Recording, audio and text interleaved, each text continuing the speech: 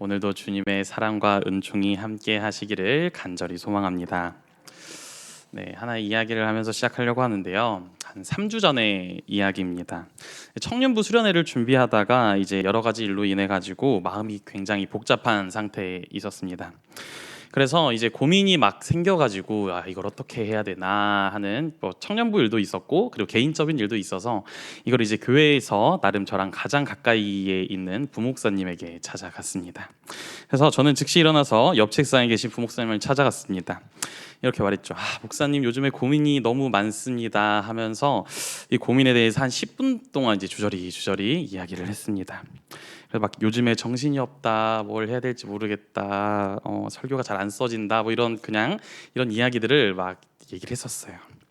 근데 부목사님이 한참을 듣다가 저에게 이렇게 이야기를 하시더라고요.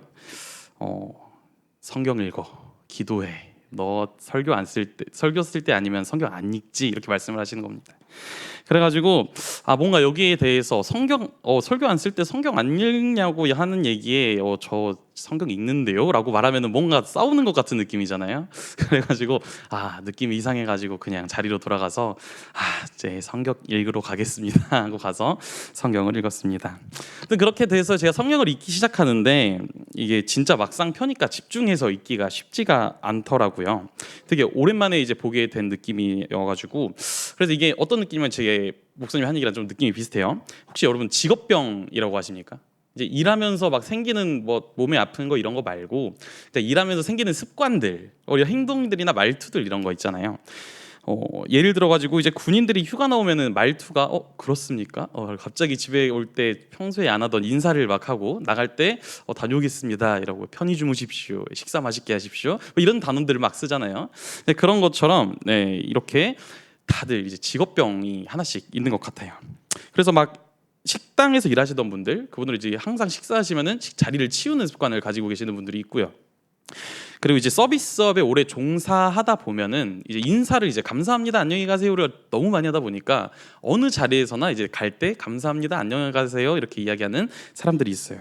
그리고 이제 제가 이제 제 얘기인데 성경 말씀을 읽다가 머릿속에서 읽다가 이거 설교하면 좋겠다라는 생각이 자꾸 듭니다. 그리고 이게 이제 성경을 꾸준히 읽어야 되는데 이거를 읽다가 이제 메모를 하러 가요. 그래서 이거 맞는 막 설교를 막 쓰려고 하는 그런 습관이 생겨버렸더라고요. 그래서 돌이켜 보니까 언제부턴가 이제 성경을 읽기 시작하면은 좋은 말씀이 나오면 나 이거 설교해야지라고 하는 그런 습관들, 이런 습관들이 계속 반복이 되는 것 같다 보니까 너 설교 준비할 때 빼고 성경 안 읽지라는 게 어떤 느낌인지 알 것 같더라고요. 그래서 딱 자리를 잡고 이제 그런 생각을 안 하려고 노력을 막 하면서 성경을 읽기 시작했습니다. 그리고 나서 이제 처음에는 이제 신약에 도전을 했어요. 신약은 원래 자주 읽어가지고 마음 편하게 읽을 줄 알고 딱 신약을 펴가지고 마태복음을 읽는데 또 갑자기 이제 대조를 막 하고 싶고 막 다른 번역본을 찾아보고 싶고 막 그런 느낌이 들더라고요. 그래서 제가 머리를 딱 비우고 그래 잘 안 보던 거 보자 하고 딱 폈습니다. 그래서 이 한 책을 펴서 읽는데 딱 읽으니까 아무 생각도 안 들고 마음이 차분해지는 겁니다. 그리고 읽다 보니까 그래 내가 고민해봤자 해결되는 게 뭐 있나, 하나님께서 잘 인도해 주시겠지라는 생각이 이 머릿속을 가득 채웠습니다. 이 신비롭고 아름다운 책은 민수기라는 책입니다. 이 책을 제가 가장 감명 깊게 읽었던, 마음의 평안을 주었던 그 부분을 한번 읽어드리겠습니다. 시므온 지파에서는 수리사떼의 아들 술루미엘이요, 유다 지파에서는 암미나답의 아들 나손이요, 이사갈 지파에서는 수알의 아들 느다넬이요, 스불론 지파에서는 헬론의 아들 엘리압이요 하고 쭉 이야기가 나오고 중략하고, 르우벤 지파에서 계수된 자는 46,500명이더라. 시므온 지파에서 계수된 자는 59,300명이더라. 갓 지파에서 계수된 자는 45,650명이더라. 이 얘기를 듣는데 이거 보고 있는데 마음이 다 편안해지는 겁니다. 평소에 이 말씀, 제가 전도사로서 할 말은 아니지만 여기들 몇 명인지 별로 안 궁금하고 얘네 이름이 막 어떻게 있는지 별로 이렇게 저한테 중요한 그런 게 아니었거든요. 근데 뭔가 이렇게 읽다 보니까 마음을 비우려고 노력하면서 읽다 보니까 재밌더라고요. 그래서 이 하나님의 말씀에 따라서 백성들을 계수하는 모습을 보고 있으니 진짜 아무 생각 없이 성경에 딱 집중을 하게 됩니다.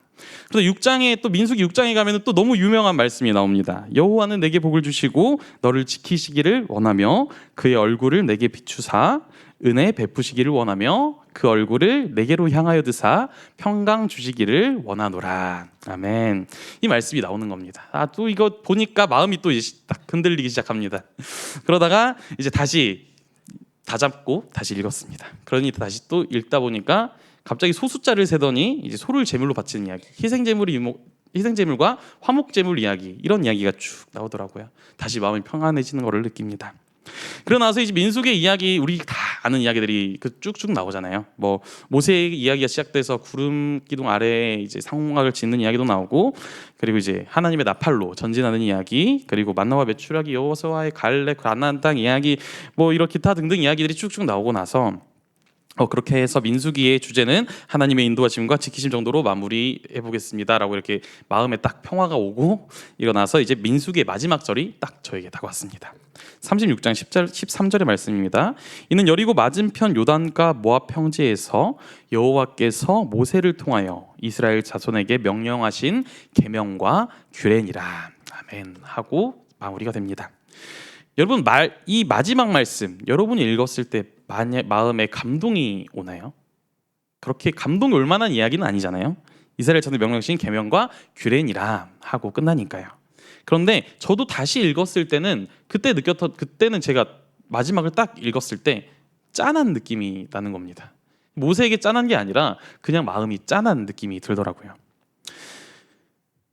이걸 이제 그때의 감정으로 말해 보면은 이제 말씀을 천천히 읽다가 이제 마지막이 되었을 때, 마지막 한 소절 남겼을 때 오는 뭔가 그 짠함. 근데 이게 뭔가 마지막 드라마 보고 나서 마지막 화를 보면은 막 괜히 출연진이랑 배우랑 같이 나와가지고 사진 찍고 이렇게 마무리하잖아요. 근데 그런 걸 보는 것 같은 거랑 조금은 다른 어떤 짠함이 막 느껴지는 겁니다. 근데 이게 내용이 짠하거나 뭐 이 상황이 짠한 게 아니라 그냥 읽고 났을 때 느낀 감정이 뭔가 제가 짠한 겁니다. 그냥 성경 읽었을 때 이게 뭔지는 모르겠는데 막 속에서 막 짠한 느낌을 느끼는 것. 뭔가 우리가 평소에 읽던 이야기도 다른 알고 있던 이야기, 그리고 괜히 뭔가 반복해서 읽었던 그런 성경 말씀도 어느 순간에는 내가 읽었을 때 내 마음속을 울리는 말씀들이 분명히 있을 것입니다. 그래서 이런 느낌을 느꼈을 때 제가 그때 딱 느꼈던 감정이 괜히 스스로 잘못했던 게 생각들이 나고, 왜 그렇게 못했을까, 더 잘할 수 있었는데 라는 생각도 들고요. 그리고 그냥 내가 놓아줘야겠다라는 이런 생각도 들었었습니다. 성경을 읽는다는 것, 이것은 나의 머릿속을 오로지 나와 하나님으로 채우는 과정이 아닐까라는 생각을 해봅니다. 우리가 마음속에 있는 이 욕심과 어떤 분노가 아니라 사랑과 용서로 내 마음을 채운다는 이야기지요.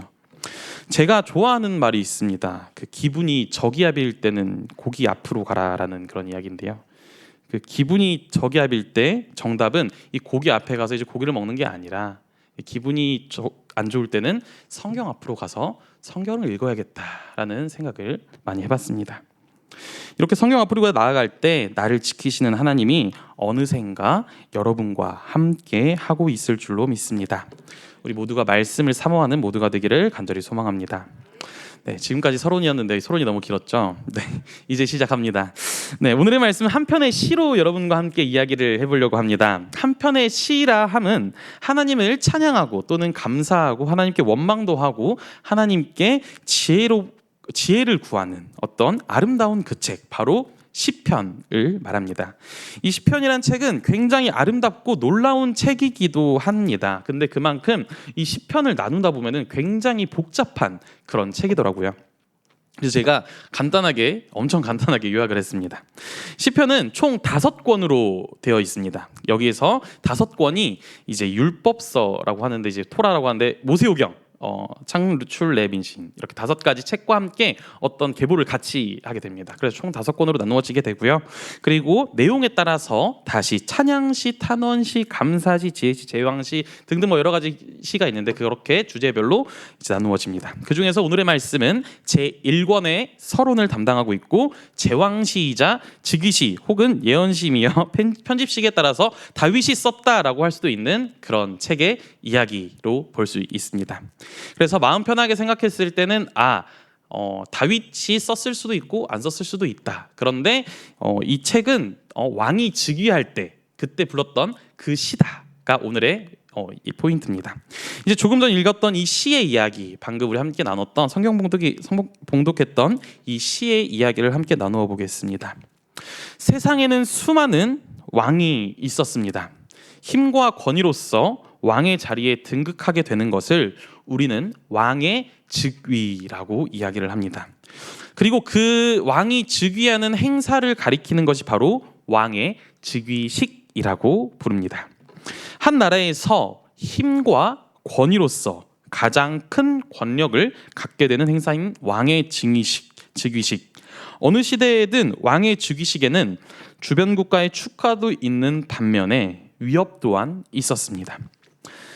왕은 아니지만 현대의 대통령마저도 행사 중에 가장 경비가 삼엄할 때가 바로 대통령 취임식이라고 이야기를 합니다. 오늘 왕국들 사이에서 이스라엘이라는 왕이 즉위를 하게 됩니다. 이스라엘 나라의 왕이 즉위를 하게 됩니다. 주변에는 폭력과 위협으로 가득한 나라에 둘러싸여 있습니다. 한 나라는 바알 신을 섬기고 있었고요. 또 다른 나라는 아세라 신을 섬기고 있었습니다. 그러나 이스라엘은 누구를 섬기는 나라입니까? 바로 하나님을 섬기는 유일신으로서 섬기고 있는 나라입니다. 하나님 나라의 의의를 세우기 위해서는 주변에 있는 왕들과 척을 져야 합니다. 이방 나라들 역시 이러한 이스라엘의 반기를 들고 있는 것이 뻔합니다. 왕은 이제 왕의 즉위식과 함께 폭력과 위협이 가득한 나라들 사이에서 통치를 이어나가야 하게 됩니다. 이러한 상황 속에서 거행되는 이 이스라엘의 왕의 즉위식은 이러한 긴박하고 극적인 상황 속에서 하지만 화려하지만 장엄하고 위험 있는 즉위식으로 이루어지게 됩니다. 이 위협 속에서 스스로 살아남을 수 없기에 하나님을 전적으로 신뢰해야 했으며 하나님의 도우심을 끊임없이 요청해야 했습니다. 그러니 당연하게도 이스라엘의 왕은 자신이 왕의 자리에 앉아도 하나님이 왕 되심을 찬양하는 이가 되어야 했습니다. 그리고 그런 일을 하나님께서 세우셨겠지요. 그리고 그렇게 왕이 된 자는 기름 부음을 받게 됩니다. 왕이 머리에 이 기름을 붓는 의식은 전장에 나가기 전에 방패를 견고하게 만들기 위해 이 방패에 기름을 발라서 더 탄력적으로 만들기 위함에서 비롯되었다고 이야기를 합니다. 이스라엘 왕은 지금 이 순간 머리에 기름 부음을 받은 후로부터 이제 군인의 방패처럼 백성들의 강인한 보호막이 되어야 했습니다. 그러나 이 즉위식에서 이러한 무게를 딛고 일어설 수 있는 단 하나의 방법이 있습니다. 그것이 무엇입니까? 바로 하나님을 의지하는 것입니다. 오늘 이 왕은 세상의 모든 군왕들이 하나님의 나라를 거역하고 기름 부음 받은 이들을 거역하고 하나님과 이스라엘의 족쇄를 끊어버리고자 다짐을 하여도 하나님께서는 이 이스라엘과 함께 하신다는 믿음, 이 왕과 함께 한다는 그 믿음 하나로 이 사람은 일어설 것입니다. 만 백성들이 고통의 삶에서 해방시켜주고 부유한 나라로 만들어줄 왕, 그런 왕을 기대하는 그 눈빛이 주는 무게감마저도 이 즉위식에서 하나님과 함께라면 무엇이든지 할 수 있을 것이라고 다짐했을 것입니다. 시편 2편 3절에서 6절의 말씀입니다. 우리가 그들의 맨 것을 끊고 그의 결박을 벗어 버리자 하는도다. 하늘에 계신 이가 웃으시며 주께서 그들을 비웃으시리로다. 그때 분을 발하며 진노하사 그들을 놀라게 하여 이르시기를 내가 나의 왕을 내 거룩한 산 시온에 세웠다 하시리로다. 아멘. 하나님께서 직접 세우신 왕입니다. 이스라엘의 어느 왕이든지 하나님께서 세우셨으며 하나님께서 입히셨고 먹이셨으며 하나님께서 벌하시고 또 심판하셨습니다. 기름 부음 받은 왕이 되었다라는 것은 하나님께서 세우신 왕이 하나님의 명으로서 하나님의 사역을 감당하게 되었다라는 것입니다. 지금까지 왕의 즉위식에 대한 이야기를 했다면 두 번째로 우리가 나눌 말씀은 하나님의 아들은 누구인가 라는 이야기입니다. 7절의 말씀입니다. 내가 여호와의 명령을 전하노라. 여호와께서 내게 이르시되 너는 내 아들이라. 오늘 내가 너를 낳았도다. 또 12절의 말씀입니다. 그의 아들에게 입맞추라. 그렇지 아니하면 진노하심으로 너희가 길에서 망하리니 그의 진노가 급하심이라. 여호와께 피하는 모든 사람은 다 복이 있도다. 아멘. 이 시편을 처음에 잠시 설명할 때 제가 시편 2편을 다윗 때에 쓰여졌을 수도 있다라고 말씀을 드렸잖아요. 그 근거로 이게 사무엘하 7장 14절부터 16절에 등장하는 다윗 언약이라는 게 있어요. 이 다윗 언약에는 이런 말씀이 등장합니다. 사무엘하 7장 14절에서 16절의 말씀입니다. 나는 그에게 아버지가 되고 그는 내게 아들이 되리니 그가 만일 죄를 범하면 내가 사람의 매와 인생의 채찍으로 징계하려니와 내가 네 앞에서 물러나게 한 사울에게서 내 은총을 빼앗은 것처럼 그에게서 빼앗지는 아니하리라. 내 집과 내 나라가 내 앞에서 영원히 보존되고 내 왕위가 영원히 견고하리라 하셨다 하라. 아멘. 이 다윗 언약과 시편 2편의 이 이야기 이 두 가지가 조금 비슷한 느낌이 있습니다. 하나님께서 세운 왕에게 동일하게 이렇게 말씀을 하시고 계시는 겁니다. 내 아들이다 라고 말씀하십니다. 이 시편 2편이 아까 말씀드렸듯이 왕의 즉위식, 왕이 이제 나 왕이 됩니다 라고 하는 그 선언하는 그 자리에서 만약에 이 노래가 불렸다면은 이 주제가 과연 어떤 주제가 되어야 됐을까요?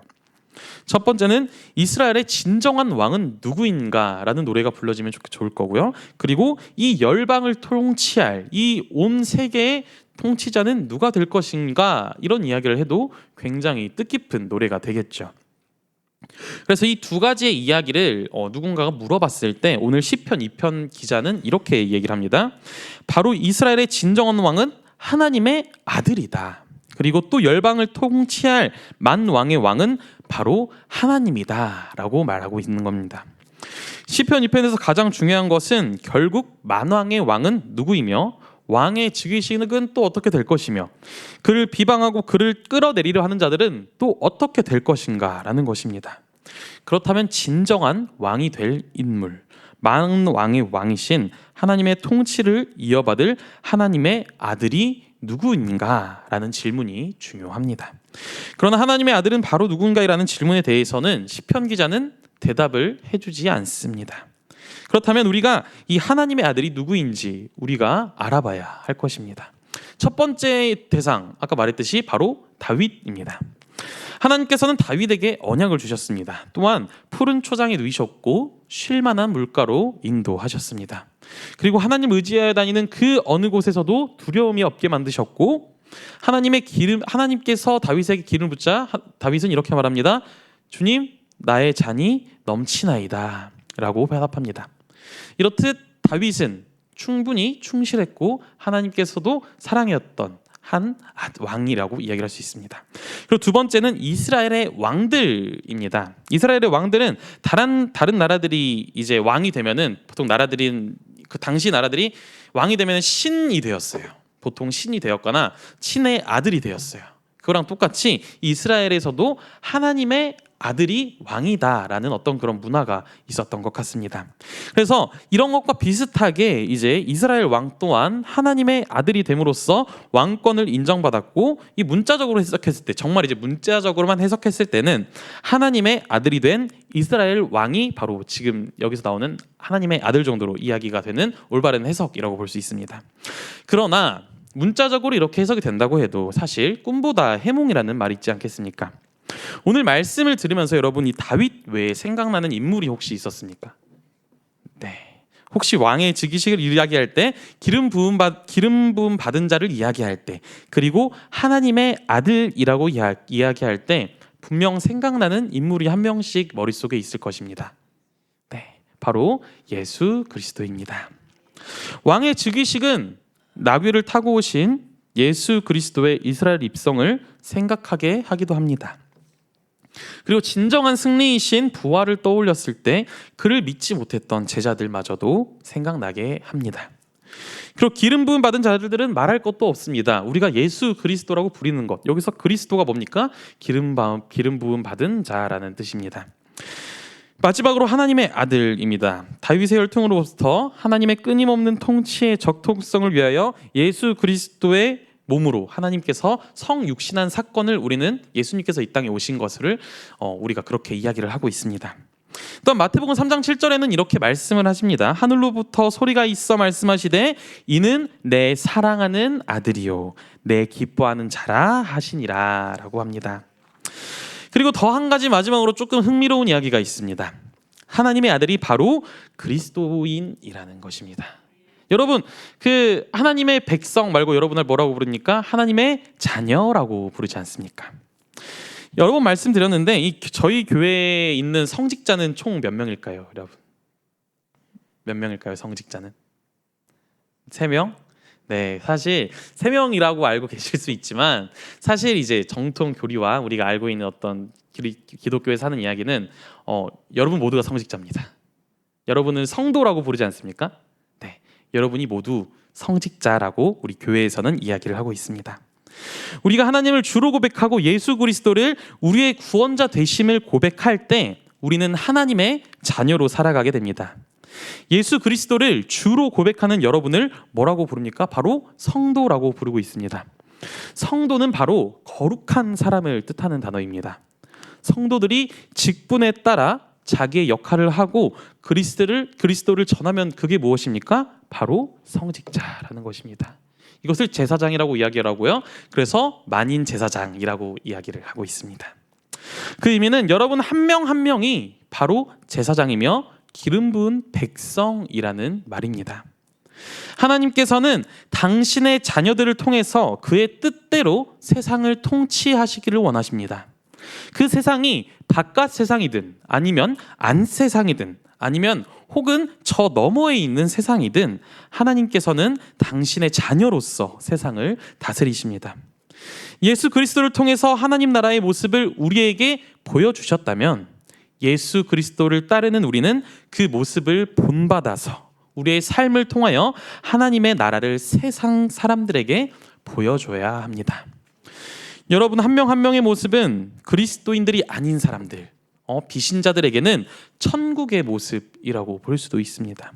저희 청년들 중에 한 커플이 있는데 신방 중에 이런 질문을 하더라고요. 전도사님, 전도사나 목사로 살아가는 삶은 어떻습니까? 살아갈 만합니까? 라고 물어보더라고요. 그래서 제가 청년이고 둘 다 이제 직업을 갖고 있는 사람이기 때문에 네, 사실대로 어떤 이제 느끼는 어떤 청년의 감정으로 이야기를 해줬어요. 만약에 형제님, 자매님이 지금 이제 전도사를 한다고 하면은 앞으로 시간 오래 걸리니까 그거 다 퉁치고 하더라도 그래도 쉽지만은 않은 길입니다라고 이야기를 했습니다. 그래서 그때 뭐라고 했냐면은 되게 직업적으로 보면 되게 별로입니다 이렇게 얘기를 했어요. 그런데 뒤에 붙이는 말이 있어요. 직업적으로 보면 되게 별론데 행복합니다라고 합니다. 그리고 되게 지치고 힘들 수도 있지만 행복합니다라고 합니다. 그리고 이렇게 이 얘기를 해요. 진짜 결혼은 어떻게 해야 하나 싶은데 그래도 행복합니다라고 이야기를 합니다. 그들이 이제 결혼한다는 얘기를 듣고 나서 이제 같이 이야기를 했거든요. 근데 이 행복하다는 게 세상에서 얼마나 중요한지 그 친구들도 다시 한번 느낄 때가 있었는데 그때가 어디냐면은 제가 이제 교회에서 이제 죽상으로 있을 때가 있었어요. 근데 예배 애들이랑 제가 놀고 오면은 12시부터 12시 한 15분까지 얼굴이 좀 이렇게 까매져 있거든요. 애들이랑 놀다 보면은 체력을 많이 써가지고 그때 이제 청년들을 만났습니다. 만나가지고 전도사님 얼굴이 안 좋아 보이네요.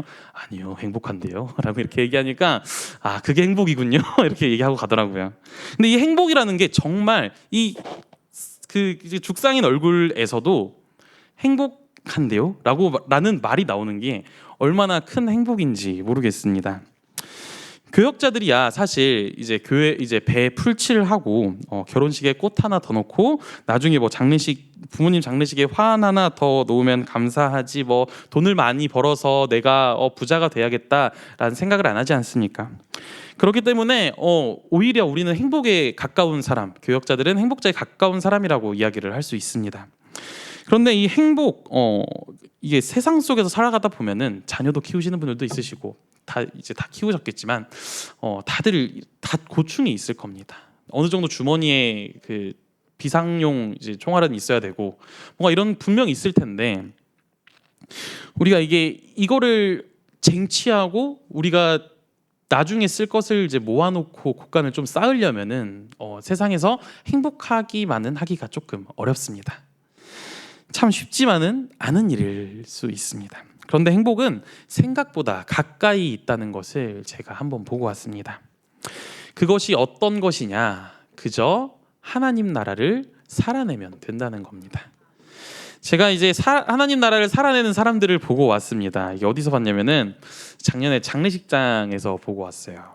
이게 한 목사님의 장례식장이었거든요. 근데 이제 많은 목사님들이 오셨더라고요. 그래서 목사님들을 뵀는데 되게 헤어진 머리카락들 그리고 뭔가 되게 오래된 정장 같은 느낌들 그리고 낡은 구두들을 보면서 뭔가 넉넉치만은 않은 삶을 사셨겠구나라는 생각을 했습니다.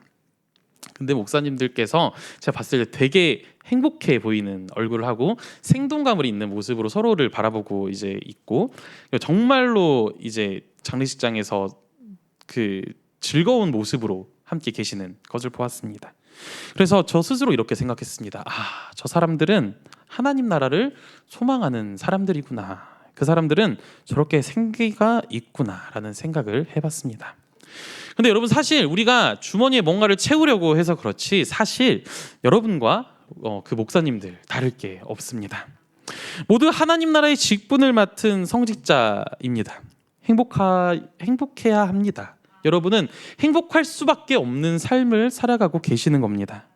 그렇기 때문에 우리가 조금 부족해도 행복을 꿈꾸고 감사하며 살아가기를 소망합니다. 어딜 가든 당당하고 하나님의 능력을 믿고 걸어가시기를 소망합니다. 안 될 것들은 안 되는 대로 그저 두고 되는 것들은 될 대로 하면 되는 것입니다. 그들의 모습이 목사님들의 모습이 교인들의 모델이 되는 것처럼 여러분들은 비신자들의 모델이 된다는 것입니다.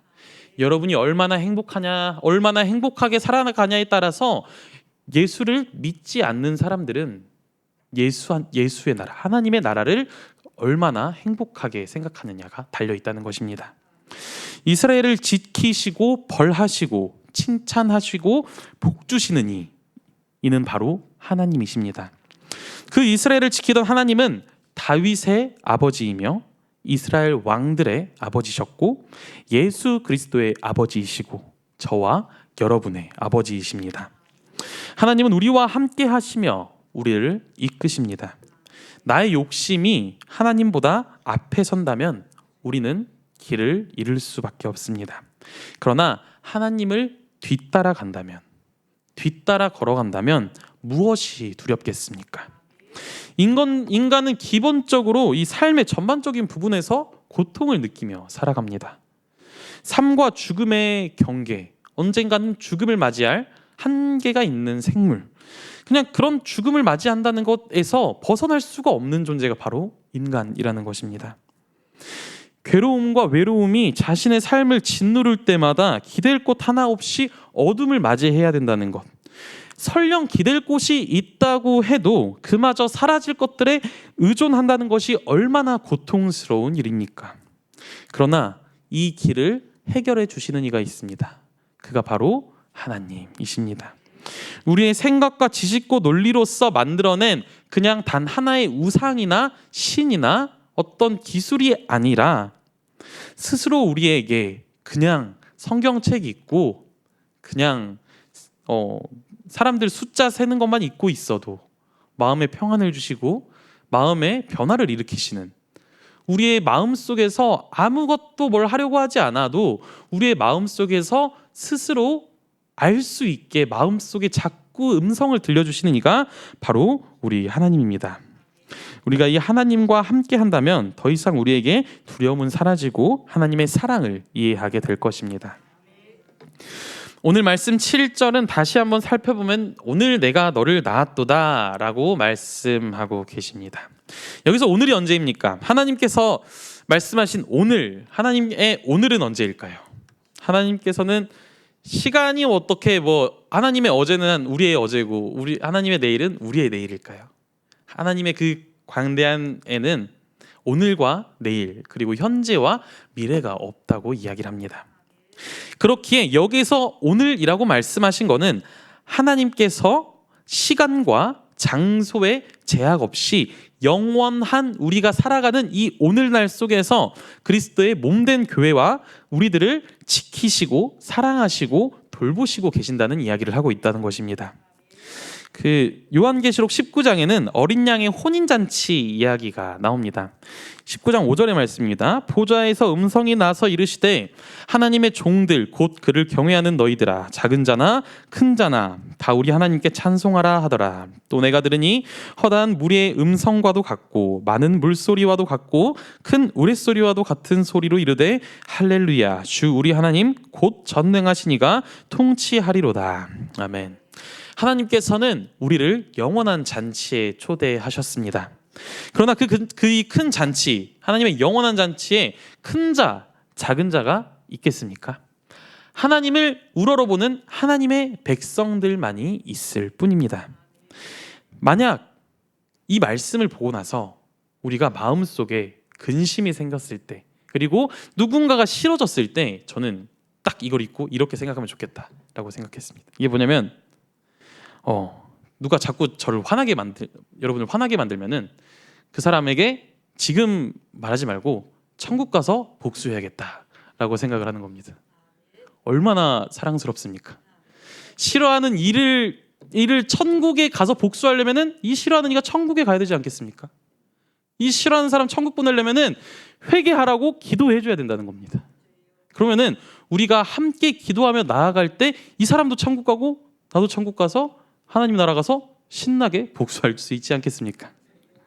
네, 그렇기 때문에 우리는 늘 원수 사랑하기 진짜 힘듭니다. 그럼에도 불구하고 원수를 하나님 나라에서 복수하기 위해서 여기서라도 서로 기도해주고 그 사람이 가가지고 너가 나한테 잘못한 것만큼 내가 너를 공격할 것이다 이렇게 하는 것이 아니라 그래도 주여 하면서 이제 기도를 해주는 것, 이것이 우리가 용서라는 것이고 하나님 앞에서 우리가 할 수 있는 그리스도인의 행동이지 않을까 생각을 해봅니다. 우리는 하나님 나라의 백성입니다. 하나님 나라에 초대된 우리는 말씀과 기도로서 하나님과 소통하는 우리는 나도 모르게 하나님의 음성을 듣고 있는 우리는 하나님의 자녀입니다. 하나님은 이스라엘을 지키셨으며 하나님은 예수 그리스도를 지키셨으며 하나님은 여러분을 지키실 것입니다. 우리가 세상에서 승리를 갈망하는 것이 아니라 영원히 승리하시는 모두가 되기를 간절히 소망합니다. 함께 기도하겠습니다. 은혜로우신 하나님 아버지 감사합니다. 오늘도 주님의 말씀을 들고 나아갈 때에 주님께서 우리에게 앞장을 서주시고 우리에게 빛을 비춰주시고 하나님의 그 빛난 영광을 함께 걸어갈 수 있도록 주님 우리와 함께 하여 주옵소서. 우리는 정말 작은 자입니다. 그럼에도 크신 하나님의 능력을 믿고 나아갈 때 세상에 어떤 것도 두려움이 없음을 깨닫게 하시고 그리스도인으로서 세상에 나아갈 때 두려움과 외로움과 괴로움 없이 하나님께 의지하여서 언제나 당당한 걸음으로 걸어나갈 수 있도록 주님께서 함께하여 주옵소서. 우리의 주인 되시는 예수 그리스도의 이름으로 간절히 기도드립니다. 아멘.